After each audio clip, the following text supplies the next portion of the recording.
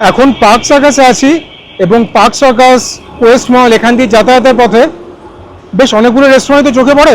তার মধ্যে যেগুলো প্রমিনেন্ট নাম সেই জায়গাগুলোতেই ভিজিট করতাম, ওই আরসালান, জিশান, জমজম, রয়্যাল। তো এর বাইরেও যে রেস্টুরেন্টগুলো আছে সেগুলো তো কভার করা উচিত নাকি? কেননা আগে তো ব্লগ করতাম না, কিন্তু এখন তো ব্লগিং করার দায়িত্ব, তোমাদেরকে তো সবগুলো দেখাতে হবে। তো আজকে সেরকম একটা রেস্টুরেন্টে যাবো যেখানে কিনা বিরিয়ানির দাম বেশ অনেকখানি কম, মানে কনসিডারিং পার্ক সার্কাস আমি বলবো জলের দরে বিরিয়ানি দিচ্ছে। কি রেস্টুরেন্ট, কি বৃত্তান্ত তোমাদেরকে সব বলছি। মনে হয় নন এসি রেস্টুরেন্ট, বসে খাবার জায়গা রয়েছে। এবারে তো দেখা যাক, ভেতরে গিয়ে কথাবার্তা হবে, দেখানো হবে সব। বাই দ্য ওয়ে, তোমরা দেখছো সুজয় ক্রনিকলস, আমি সুজয়। তোমাদের কাছে রিকোয়েস্ট রইলো, এই কাঠ ফাটা গরমে যে বেরিয়েছি, তোমাদের যদি এফার্টটা পছন্দ হয় তাহলে পরে চ্যানেলটাকে সাবস্ক্রাইব করো। না, জোকস অ্যাপার্ট, তোমরা ভিডিওটা দেখো শেষ অবধি, সেটাই তোমাদের কাছে রিকোয়েস্ট। তাহলে সমস্ত ইনফরমেশন পেয়ে যাবে। তারপর যদি ভিডিওটা ভালো লাগে, অন ইটস মেরিট, ভিডিওটাকে লাইক করো। আর যদি ইন জেনারেল আমার কন্টেন্ট পছন্দ হয়, পার্সোনালিটি পছন্দ হয়, তাহলে পরে চ্যানেলটাকে সাবস্ক্রাইব করতে পিছপা হয়েও না। তোমাদের জন্য সাবস্ক্রিপশন ফ্রি, কিন্তু আমরা যারা ক্রিয়েটর আমাদের জন্য অনেক ভ্যালিউ। এবং আমি দুর্গাপুজোর আগে ডেসপারেটলি 5000 সাবস্ক্রাইবার কাউন্ট ক্রস করতে চাইছি। আর যখন সাবস্ক্রিপশনের কথা উঠলেই পাশে একটা বেল আইকন থাকে, সেটাকেও প্রেস করতে ভুলবে না।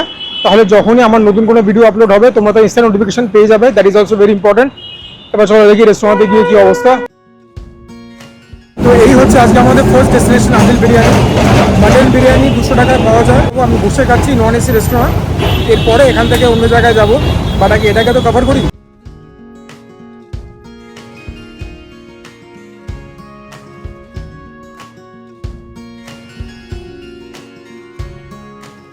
ভেতরে এসে তো বসে পড়লাম। তোমাদেরকে একটা কথা বলে রাখি, এখানে দেখতেই পাচ্ছ চালু রেস্টুরেন্ট, মানে 12:30 থেকে ওপেন হয়। এখন লোকজন দাঁড়িয়ে পার্সেল নিচ্ছে। এই গরমের মধ্যে নন এসি জায়গায় বসে খাওয়া একটু চাপের ব্যাপার, বাট আমাদের করতে হবে এটা, যখন আমি এটা দায়িত্ব নিয়েছি। এমনি সেই ব্যাপারটাকে বাদ দিলাম। চালু রেস্টুরেন্ট, আর মাটন নাও চিকেন নাও একই বিরিয়ানিতেই তৈরি হচ্ছে, একই হাঁড়িতে। আর দুটোরই পিস হচ্ছে 125 গ্রামস।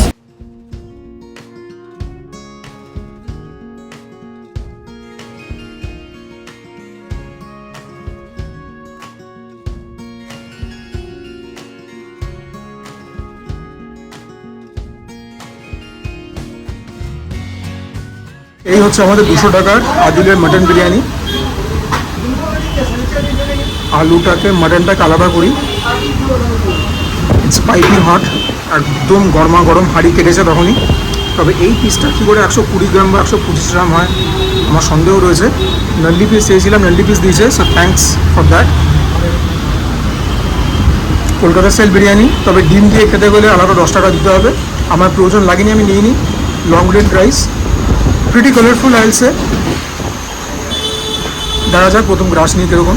একদম গরমা গরম বিরিয়ানি। আজকে আবার আমার লেগ ডে ছিল, যারা জিম করে তারা বুঝতে পারবে। পা মেরে এসেছি, খিদে জব্বর পেয়েছে। একদম proper Kolkata style biryani, not overly salty. স্পাইসিও খুব একটা না, আমার ব্যক্তিগতভাবে স্পাইসি পছন্দ, but this is a very good biryani. Considering the price point and the location, absolutely ভালো দেয়। যেরকম বললাম ঝাল ঝাল নয়, ঠিক আছে।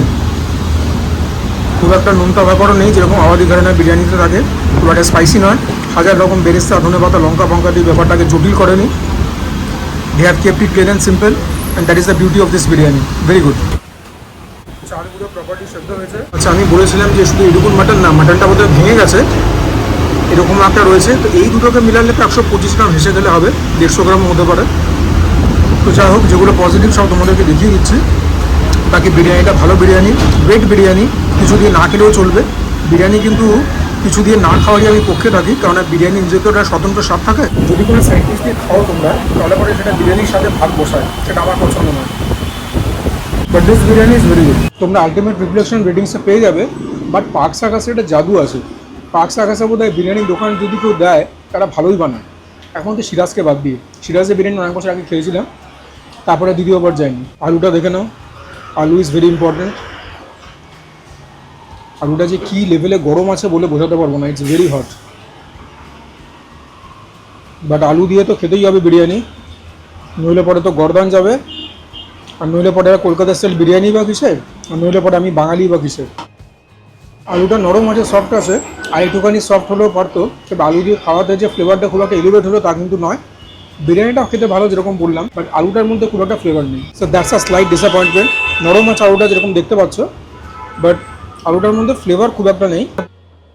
না বন্ধুরা, সেকেন্ড যে গ্রাস নিলাম সেখানে আলু দিয়ে খাওয়াতে যে ফ্লেভারটা এলিভেট হলো তা নয়, এবারে মাটনটা দুটো আলাদা পিস দিয়েছে কিনা বুঝতে পারছি না, হয়তো ছোটো বলে দিয়েছে, বাট ইয়া মাটনের কোয়ালিটি, মাটনটা একদম নরম আছে, ও লাভলি। দেখতে পেয়েছো তো, জর্দার তো red meat, the pinkish hue that I so desire. এই মাটনটা দিয়ে খেতে তো হবেই, এবং এই মাটনটা ভালো না হয়ে যায় না।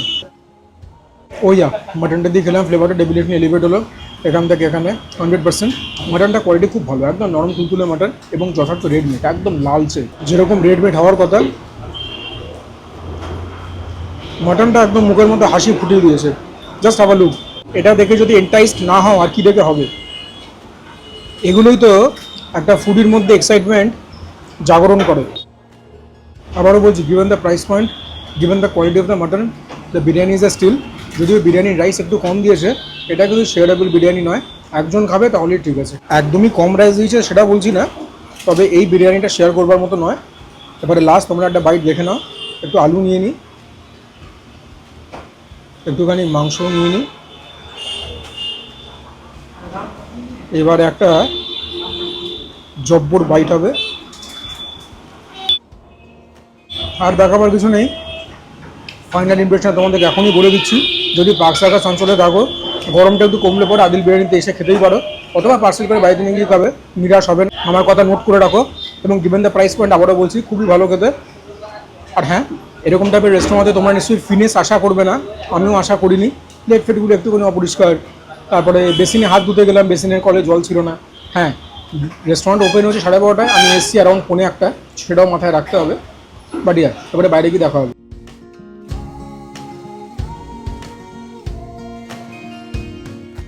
মোটামুটি ভালো বিরিয়ানি এতক্ষণে তোমার রেটিংস দেখতে পেয়ে গেছো।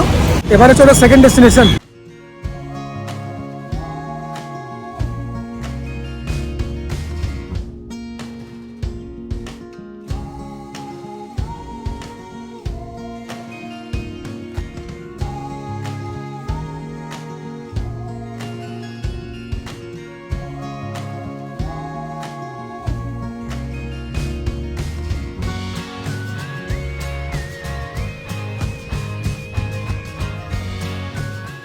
So this is blueberry cheese cake. Cheese cake আমার এমনিতেই খুব প্রিয়, প্লাস Q33 খাবার বলো, আইসক্রিম বলো, I am a big fan of that.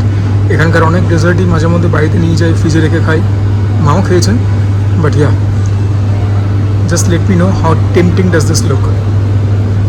এটা দেখে যদি মুখে হাসি না ফোটে, কী দেখে মুখে হাসি ফুটবে আমি জানি না।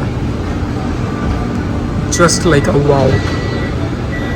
নিচে একটা টার্টি বেস রয়েছে, টার্ট মানে হচ্ছে কাইন্ড অফ আ বিস্কিট।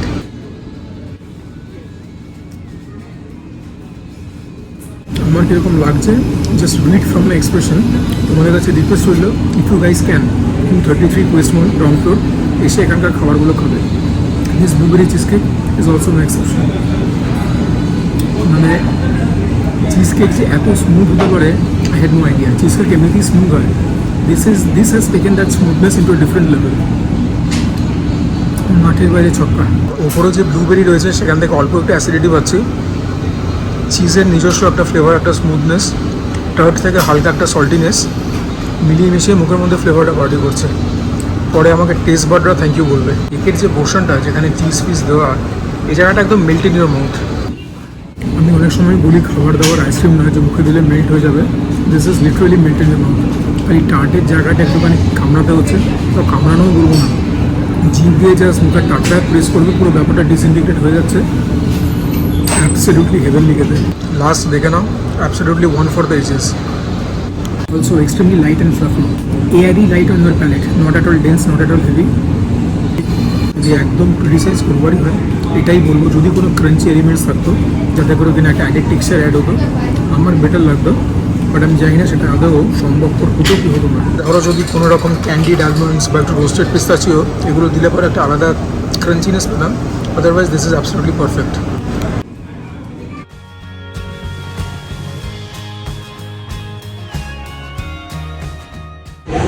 একটুখানি দরকারে নিউ মার্কেটে এসেছিলাম, ভেবেছিলাম এখানে আরেকটা কোথাও খাবো। গরমের যে অবস্থা না, শরীর প্রচণ্ড খারাপ লাগছে। কয়েকদিন আগেও গিয়ে শরীর খারাপ হয়েছিল ডিলেতে, সেদিনকে তো সন্ধ্যেবেলা ছিল, এখন বেলা 3টে মতো বাজে। বুঝতে পারছি না যে রিস্ক নিয়ে খাবো কি খাবো না, শরীরটা খারাপই করবে। আবার ভাবছি খালি দুখানাই জিনিস দেখিয়েছি, এতে করে কি ভিডিও দাঁড়াবে? দেখি যদি খেতে পারি কোথাও খাবো, হয়তো তোমার জানতে পেরিয়ে যাবে, বাড়িতে গিয়ে আউটরো শ্যুট করবো। বন্ধুরা, আমি আউটরোটা অন্যদিন শ্যুট করছি, তোমাদের কাছে লুকিয়ে লাভ নেই। সেদিনকে আমি বাড়ি চলে এসেছিলাম নিউ মার্কেটের ওখান থেকে। নিউ এলে পরে যদি কোথাও খাওয়া দাওয়া করতাম তোমাদের সঙ্গে শেয়ার করতামই। শরীরটা খারাপই লাগছিল এবং it was a decision that I made যে আরেকটা রেস্টুরেন্ট বা আরেকটা কোনো এস্টাবলিশমেন্ট কভার করবো না, বাড়ি চলে আসবো। So I chose my health over my career বলতে পারো এরকম, কারণ আমার শরীর খারাপ হলে পরে কিন্তু দেখবার কেউ নেই। তো yeah, that's a choice that I made. Anyways, তোমাদেরকে ফাইনাল ইমপ্রেশন আর কি দেবো, যা বলবার তো বলেই দিয়েছি। পার্ক সার্কাস অঞ্চলে যদি যাও বা ওখানে যদি তোমাদের যাতায়াত থাকে, আদিল বিরিয়ানি একবার ট্রাই আউট করতেই পারো। আর Q33 নিয়ে যত প্রশংসা করবো তত কম। It is one of the best coffee shops in Kolkata period. খাবার দাবার যতবারই খেয়েছি আমি মুগ্ধ হয়েছি, সেটা ওদের আইসক্রিম হোক, ওদের কেক হোক, পেস্ট্রি হোক, কুকিজ হোক, যা হোক, ইট ইজ জাস্ট আনবিলিভেবল। ওদের খাবার দাবারের কোয়ালিটি স্ট্যান্ডার্ড একদম গরমে কোয়ালিটির। এনিওয়েজ, যদি ভিডিওটা ভালো লাগে প্লিজ তোমরা ভিডিওটাকে লাইক করো, চ্যানেলটাকে সাবস্ক্রাইব করো, do share my content with your friends and family. যদি মনে হয় ঠিকঠাক কন্টেন্ট বানাই, তোমরা কমেন্ট করবে, তোমাদের কমেন্টগুলো পড়লে পরে মোটিভেটেড থাকি, ইন্সপায়ার থাকি। And for now this is Mishuria signing off. তোমরা সবাই ভালো থেকো, সুস্থ থেকো, হেলথকে প্রায়োরিটি দিও, জমিয়ে খাওয়া দাওয়া করো, তার সঙ্গে ওয়ার্কআউটও করো, প্রচুর পরিমাণে জলও খেও।